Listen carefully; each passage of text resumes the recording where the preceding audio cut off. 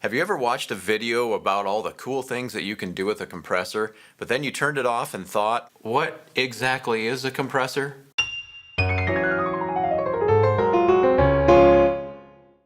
If compressors confuse you, don't feel bad. You're certainly not alone. And without a fundamental understanding of what's happening with a compressor, it can be a hard concept to wrap your head around. So I hope this video will help, but before we talk about compressors, we need to back up and talk about dynamics. The term dynamic refers to something that is constantly changing, and in the context of sound, we often talk about dynamic range. The dynamic range of an instrument or ensemble refers to the difference in loudness between its softest event and its loudest event. For example, a symphony orchestra can range from the softest note on a piano to every instrument playing it fortissimo. So a symphony orchestra can be described as having a very wide dynamic range. Bagpipes, on the other hand, they only have one volume, all loud all the time, so they could be described as having a narrow dynamic range. Nothing against bagpipes, mind you. I mean, have you seen this guy? Now, devices like compressors, limiters, gates, and expanders all work to control dynamic range. This can be done for a single instrument or an entire mix. So what exactly does a compressor do? To illustrate, let's imagine that you're running the mixing console for a sports announcer. At the moment, he's just doing a bit of play-by-play setup in a normal tone of voice, but then something amazing happens, and the announcer takes a deep breath to fully express his excitement for what just happened. Now at this moment, what are you going to be compelled to do? Turn the fader down, right? Otherwise, his burst of excitement is going to blow everybody's head off and throw the mix into distortion. Well, what you just did, turning down the output when it exceeded a certain level, is exactly what a compressor does. That's it? Yep, that's the basic operation of a compressor. The end. Wait, what's all this crap? Oh, you want to learn how to operate the thing? This video just got a whole lot longer. Compressors can be used to create a number of different effects. It can smooth out the dynamics of a vocal so it stands out in the mix. It can make a bass guitar appear to have a longer sustain, optimize the volume of a final mix, give a snare more punch, and the list goes on and on. But before you can do any of that, you need to know how to tell a compressor exactly how to behave. The four basic parameters of a compressor are threshold, ratio, attack, and release. Now the quickest definition of each of these parameters is as follows. Threshold, the input at which the compressor will begin compressing. Ratio, how much to compress. Attack, how quickly to start compressing. And release, how quickly to stop compressing. Still with me? Okay, let's take a closer look. When you were sitting at the mixing console, the announcer's voice got to a point where you said, okay, time to turn it down. That's basically what you're doing when you're setting the threshold. You're telling the compressor to start reducing gain once we reach this level. If the threshold is set too high, no compression will ever occur because the input level needs to reach way up here before the compressor kicks in. The next parameter is ratio. This determines how much compression will occur once we've exceeded the threshold. Do you need a little bit of gain reduction or a lot? It's called ratio because it's a comparison between the input level going into the compressor and the output level going out of the compressor. For example, a 2-to-1 ratio means that 2 dB comes in and 1 dB goes out. 4 dB comes in and 2 dB go out, and so on. A ratio of 2-to-1 or 3-to-1 will give us a mild amount of compression, while 5 or 6-to-1 will be a little more aggressive. 10-to-1 or higher is actually considered a limiter. This means that once we've exceeded the threshold, the output will be the same, no matter how much higher the input goes. Next up is attack. Attack is the time it takes the compressor to begin reducing gain once we've exceeded threshold. Think of this as the lag time between realizing that you need to pull the fader down and actually pulling it down. And finally, release. Release is the time it takes the compressor to stop reducing gain once we've fallen back below threshold, or the time it takes you to realize that you're good to go back to normal. Could you please just cut the crap and tell me where to put these knobs? If it were that easy, we wouldn't need the knobs, now would we? Seriously though, there is no one answer for setting up a compressor. The settings I'll use for a bass or a vocal are going to be very different from what I do for an entire mix. So the best approach to using a compressor is to have a neutral methodology.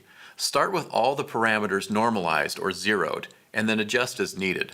To start with, the ratio should be set at 1 to 1, and the threshold should be all the way up. Set the attack at about 10 milliseconds and the release at around 200. Now everyone has a different methodology, but here's what I've always taught my students. The first thing to do is determine what kind of ratio you need. Ask yourself, do I need a lot of compression or just a little? And then set the ratio accordingly. Actually, the very first thing you should do is determine whether or not you need a compressor at all, but assuming we do, next play the source material and start lowering the threshold until it meets the input signal. You'll know the compressor is working when you see the gain reduction meter doing its thing. Now adjusting the attack and release can be a tricky thing, but I must emphasize that there's no one way to do this. It depends on the sound you're looking for. But most of the time we're looking for a setting that accomplishes the compression without actually sounding compressed. This is what we call transparency, when a signal processor does its thing without actually sounding like it's doing it. The two most common issues with compression settings are sounding squashed and the pumping breathing effect. The squashy sound usually comes from a combination of setting the attack time too fast and a ratio that's too aggressive.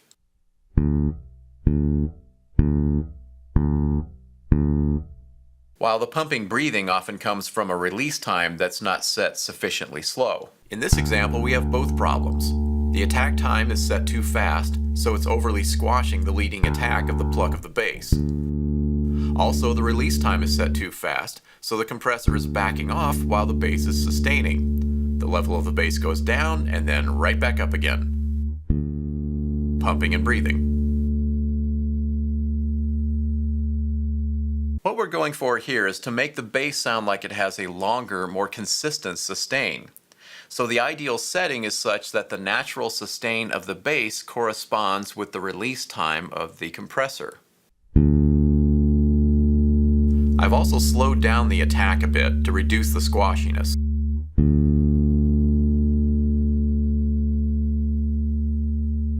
Now going back to the attack time, it's important to understand that a fast attack is not always bad. Here's a perfect example. The guitar solo in this song seems a bit out of place because the song is slow and solemn, but the attack of each note in the solo is very percussive and sharply emphasized. By putting a compressor on the guitar with a fast attack helped to soften up the leading edge of each note.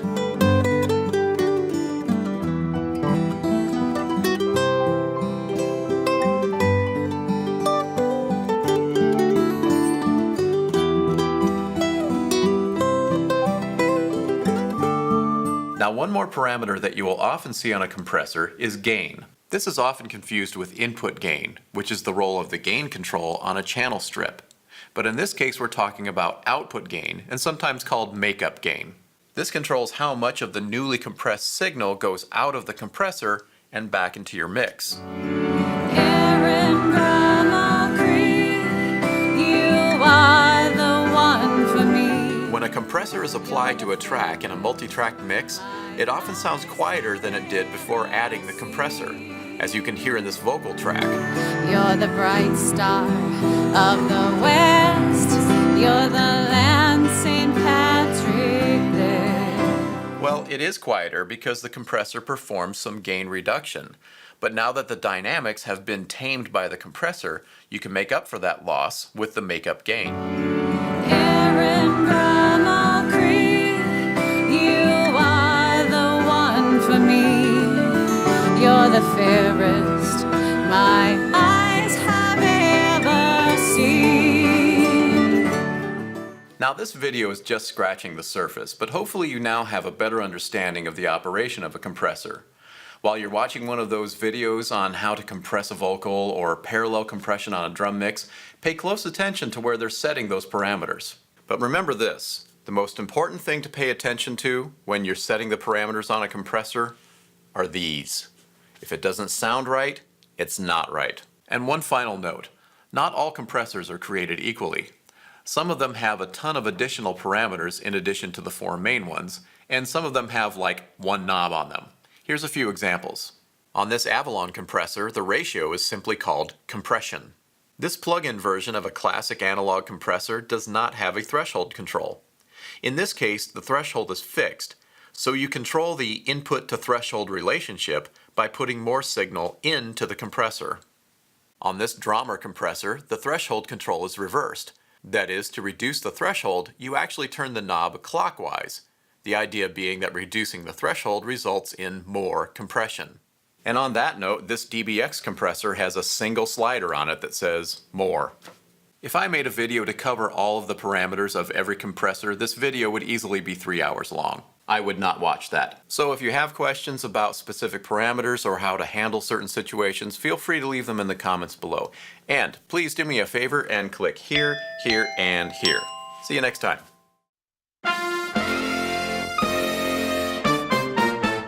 To every instrument playing it fortissimo. So a is exactly what a compressor does. Well, what you just did, turning down the output when it exceeded, when it exceeded, that's hard to say, when it exceeded. Diction. Put when it exceeded a certain level is exact, I can say it now. Release is the time it takes the compressor to go For example, a 2-to-1 ratio, 2-to-1 ratio, baba wabas. 4 dB comes in and 2 dB come out, and so on. Let me see what line I have here. The bass sound like it has a more consistent sustain. So the ideal setting is such that the release time corresponds with the natural sustain of the bass, and this is going the wrong way.